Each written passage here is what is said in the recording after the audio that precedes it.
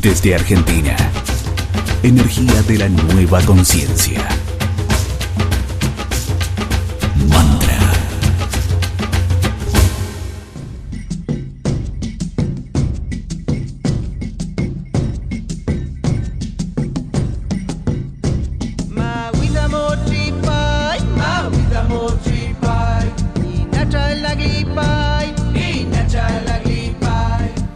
Muy buenas tardes, bienvenidos a un nuevo programa del Orejiverde donde resuena el origen. ¿Cómo estás, Amalia? ¿Todo bien? Bien, acá con un día soleado, lindo. Maravilloso. Está para caminar en el parque. Bien, Jorge Cayuqueo es el invitado de hoy. Jorge Cayuqueo es mapuche, descendiente de la tribu del cacique Coliqueo de los Toldos, docente en la provincia de Buenos Aires y formado en educación intercultural bilingüe, EIB. ¿Cómo estás, Jorge? Muchas gracias por venir. Yo sé que es un gran esfuerzo para mucha gente venir hasta acá a la radio, al piso, así que te agradezco especialmente, Jorge, que estés con nosotros. Gracias, Carlos, por esta invitación. Igualmente un saludo para todos los oyentes y en esta tarde linda esperemos compartir buenos momentos como siempre lo hacemos. Perfecto. Mira, justamente, Jorge, hoy es el primer programa que hace 2 meses que estamos en el aire, es el primer programa que vamos a tratar el tema de educación, que le vamos a dar bastante importancia al tema de educación hacia adelante y más vinculado con el tema indígena, ¿no? Pero antes te quería preguntar, ¿vos desde siempre asumiste tu identidad indígena o la recuperaste en algún momento de tu vida? ¿Cómo fue ese proceso? Si nos podés contar un poquito. Fue un proceso largo porque desde chico uno sos el raro del grupo, por así decirlo. En la escuela siempre sos el calladito o el que está ahí, viste, siempre no participando, ¿no? Por algo será, pero en mi casa, por medio de mi familia, siempre el tema de la actividad indígena, mi abuelo, mi abuela, mis tíos, siempre estaban con el tema de la recuperación de las tierras, de nuestra identidad. Pero es un proceso largo, como te dije, porque en mi adolescencia no nada que ver, es más, me causó un poco de rechazo, digamos, todo lo que fuera la parte indígena, en el sentido de que una verdad es la que te dicen de que ustedes son los dueños de la tierra, ustedes son los dueños de esto, los dueños del otro, y por otro lado la realidad te llevaba a que era otra cosa. El relegado de un montón de situaciones, un montón de situaciones distintas que para un adolescente marcan mucho más las cosas que para un adulto o quizás para un niño. Un niño también marca, pero está en una etapa de ir absorbiendo cosas que lo toma y no tiene. ¿En qué momento vos asumiste tu identidad? ¿Ya desde siempre, desde niño o en algún momento más adelante? No, ya más bien más mayor, digamos, unos 23, 24 años, donde ya empecé joven. A entender, ya empecé a entender un poco más las cosas y, digamos, el tema es que por el carácter particular de cada uno no se limitaba a no participar en muchas cosas, porque al no tener argumentos sólidos, o sea, porque la mirada occidental está tan legitimada, que con respecto a los pueblos indígenas, ¿cómo hacemos para valer nuestras verdades cuando sabemos que es todo lo que me comentó mi abuelo, mi abuela, mi tío, ¿no? Correcto. Bueno, desde ese punto de vista nos interesa, Jorge, profundizar un poquito en el tema de la educación, ¿no? Como para empezar a hablar un poco de esto, vos como docente y como paisano indígena, en el doble rol, digamos, ¿cómo ves actualmente la educación, a los contenidos? Es decir, ¿se valoriza a los pueblos indígenas realmente? ¿Se conoce su historia, su legado, su presente? ¿Cómo lo ves o qué faltaría hacer en ese campo, ¿no? Todavía. Bueno, mira, tenemos una interculturalidad, podemos decirlo desde 2 aspectos. La podemos tomar desde el punto de vista funcional, desde el punto de vista crítica. Desde el punto de vista funcional, sabemos lo que es, digamos, ¿no? En donde queda en los discursos, en el diálogo, en la negociación. Tenemos buena relación, buena llegada con el Ministerio de Educación de la Nación, así con cada una de las provincias, pero el tema de que estamos siempre en una etapa de delegación. Ajá. O sea, nosotros lo que necesitamos es que también formemos parte de una codecisión. Exacto, ¿no? Una decisión compartida, digamos, exacto. Un consenso. Un consenso. Hemos formado parte en esta última etapa de algo que se llama NAP. Son núcleos de aprendizajes prioritarios que se dan como en el anterior lenguaje, digamos, en educación se llamaban contenidos mínimos curriculares, digamos, y ahora son los NAP. Entonces el docente de todas las especialidades siempre se está adecuando a los nuevos contenidos, las nuevas, digamos, léxicos que se tienen que utilizar, y en esto hemos podido hacer nuestros aportes de las distintas disciplinas. De ahí también tiene que ver mucho con la mirada del docente. Claro. Porque el docente, al cerrar la puerta, es el que transmite los contenidos y todavía estamos en una etapa bastante larga de nuestra historia argentina, ¿no? Y decime, la educación intercultural, porque vos recién hablaste de la interculturalidad, y la educación intercultural bilingüe que se viene trabajando hace unos, no sé, yo calculo unos 10, 15 años por lo menos, ¿no? En Argentina. En Argentina. ¿Qué significa esa educación intercultural bilingüe y qué aportes puede brindar, no?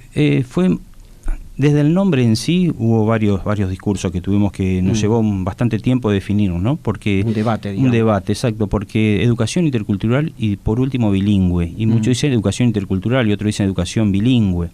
Entonces nosotros hemos llegado a un consenso en que la dominación entró por la lengua.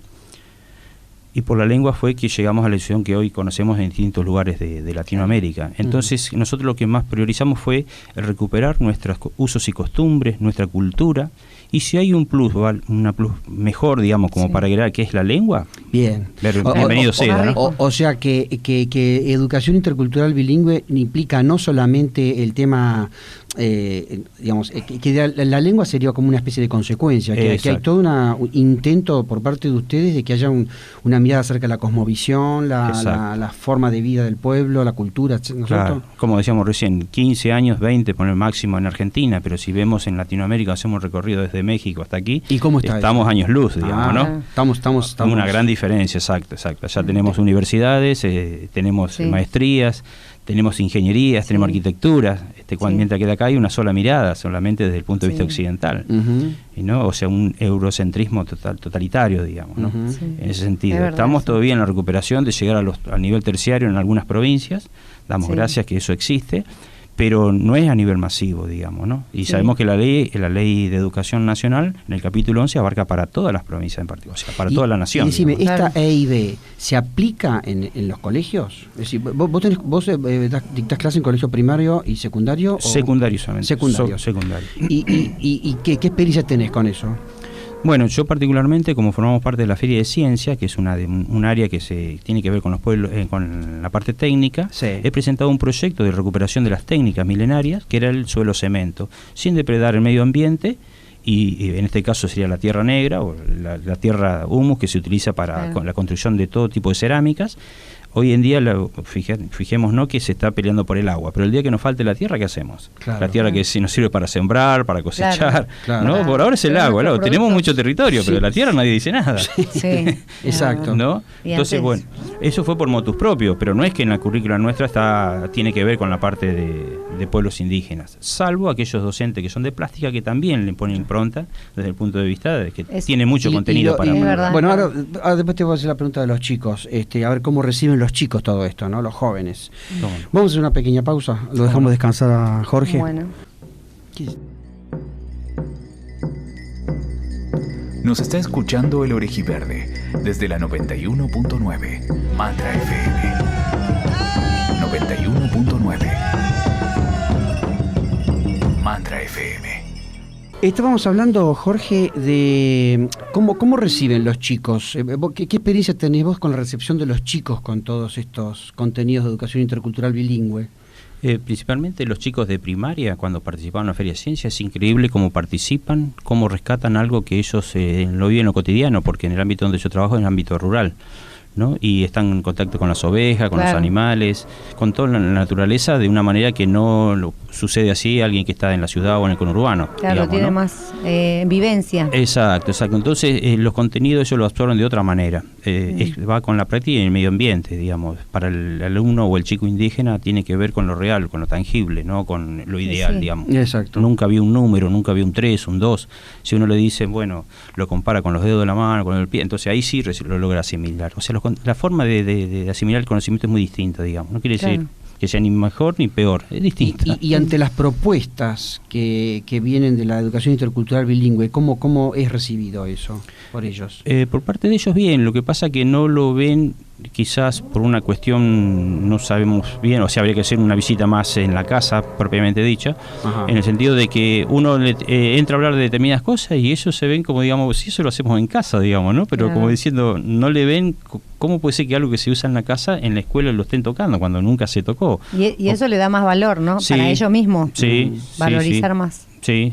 Y hay una gran cantidad de chicos en el conurbano bonaerense cada vez más de pueblos indígenas, ¿no? ¿Y los chicos se asumen como indígenas? Muy pocos, porque cuando uno llena la planilla de inscripción, al preguntarles, ellos dicen argentino, boliviano, paraguayo, chileno, peruano, pero no dice, no hay una columnita que diga. Entonces yo siempre le pregunto, ¿y de qué pueblo es tu papá o tu abuelo? Sí. Entonces ahí ya entra en conflicto, porque entonces, ¿cómo qué pueblo? ¿De qué provincia? No. Habla quechua, habla guaraní, Aymara, claro. y ahí ahí se entra a abrir el conflicto. Viene un buen diálogo, digamos, ¿no? Claro. Vos notás que no hay una modificación en eso de la asunción de la identidad por parte de los chicos. No, muy poco.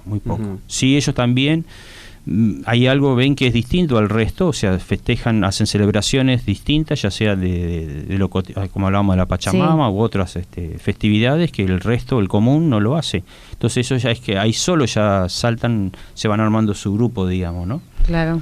En ese sentido. Decime 3, 4 cosas como docente y como paisano indígena que vos crees que habría que hacer para incentivar esto de la educación intercultural. Bueno, primero evidenciar la cantidad de pueblos que existe, ya sea en la provincia o en la nación, una campaña de difusión masiva, ¿no? Sí. O sea, así como se hacen para otras actividades también para el tema de los pueblos indígenas, una recuperación de nuestra identidad, una recuperación de nuestros hitos históricos o lugares, ¿no? Que uno ve, los nombres propiamente dichos, infinidad de nombres que uno lo usa, lo utiliza y sin haber pedido permiso a nadie, digamos, ¿no? Sí. Entonces una campaña de concientización. Y después, por otro lado, así como se ven en los libros determinados rasgos, digamos, ¿no? O de vestidos o de usos, sí, y costumbres, esto que tienen que ver con los pueblos, que se pone a poner en evidencia. Claro. Hoy vemos programas así al aire de distintas colectividades y ellos ponen en evidencia su cultura, sus rasgos culturales, sus pautas, todo lo que tiene que ver. Entonces uno ya los identifica con los símbolos nomás. Claro. Los nuestros, si no aparece la huifala, ya claro, está. Sí, que la huifala por otro lado es un símbolo de un pueblo andino. De un pueblo, claro, andino, claro. Y el resto. Muchas veces se confunde que es el símbolo de los pueblos originarios, ¿no? Y es de los pueblos andinos, ¿no? Exacto, ¿no? Bueno, bien. Interesante. Bueno, que escuchen el orejiverde los alumnos también, ¿no? Y los docentes, esto también que también de uno mismo, ¿no? Tratar de ellos, de ver los alumnos que tienen, de qué cultura. Muchas veces a mí me pasó que traigo a colación esto porque yo le preguntaba quién habla quechua, yo levantaba la mano y recién levantaban los otros chicos. Habían quechua, aymara y guaraní, muchos guaraní, en donde doy clases yo. Y de tarea, 10 palabras en quechua, dicen aymara, según lo que ellos puedan conseguir. Y después, bueno, pintamos de acuerdo a las palabras que se repiten. Como que uno también puede ayudarnos a que los chicos valoren, conversen con sus abuelos, ¿no? Eso también es una cosa de se empieza a preguntar por valorarse, ¿no? Preguntar por las comidas, ¿no? Claro, también. ¿Quién hizo? ¿Quién no? Entonces, bueno, que son temas fundamentales de la cultura. Lo que pasa es que han sido históricamente menospreciados. Ahora yo creo que está habiendo algunos cambios, ¿no? Yo creo que esto de la educación intercultural, donde bueno, te tenemos a vos como ejemplo, ¿no? Son como pasos importantes, claro, ¿no? Obviamente queda camino, pero bueno. Decime, Jorge, una pregunta por ahí por fuera del tema educación, pero bueno, está vinculado por supuesto. Sé que en los últimos tiempos vos integrás a todas tus actividades teniendo por eje un camino espiritual, ¿no? ¿Cómo encarás ese camino de espiritualidad? Y es bastante complejo, ¿no? Porque vos lo podés compartir con determinada cantidad de personas que sabés que tiene que ver relación ya sea con el medio ambiente, ¿no? Que tiene que ver con alguien en particular que ha tenido una situación crítica, digamos, ¿no? Porque el tema de Dios hoy en día, llamémosles Dios, Genechen, Pachamama, Futachao, sí.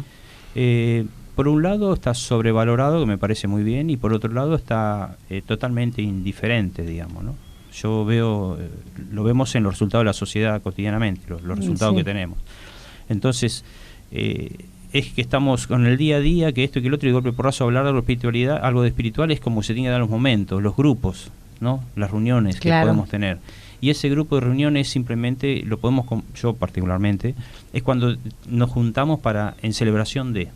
Claro. pero no tenemos un lugar donde nos aglutine, donde nos congregue como los demás credos, que todos los fines de semana o cada 15 días. Una cosa sistemática. Exacto, periódica. Entonces lo nuestro es como que es más, no vamos a llamarlo individualista, pero es algo más personal, digamos, ¿no? El contacto mío con la naturaleza, con el medio ambiente, con el hecho de pensar y meditar. Soy una persona muy callada.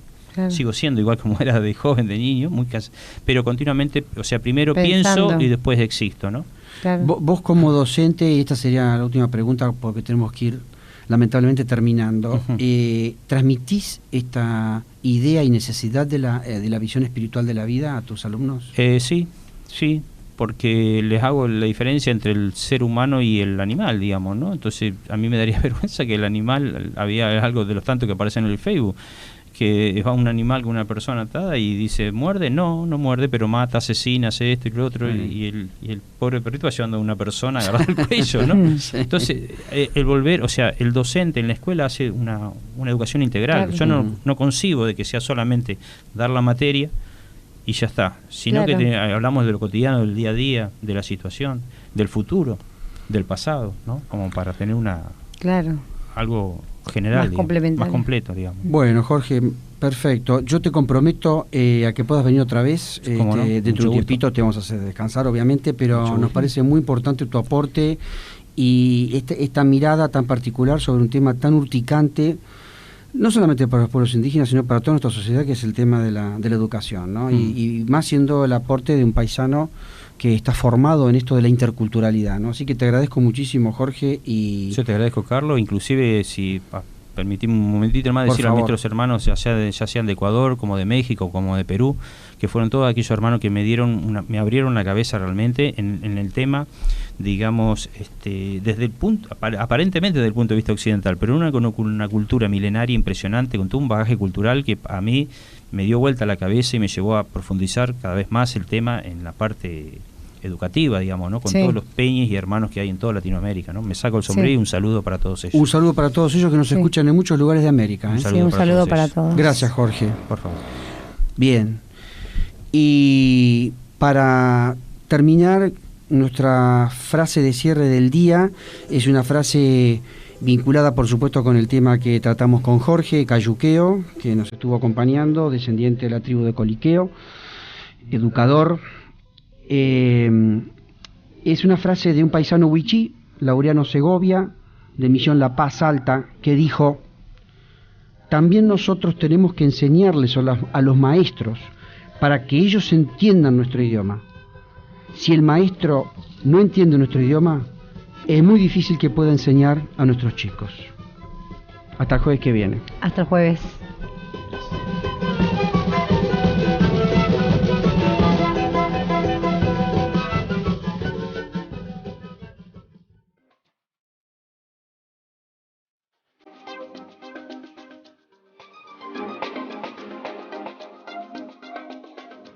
En el cielo, Mantra FM.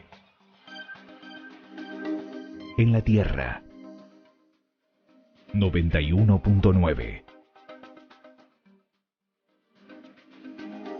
Y en el aire de Buenos Aires, la sintonía que transforma todo el planeta.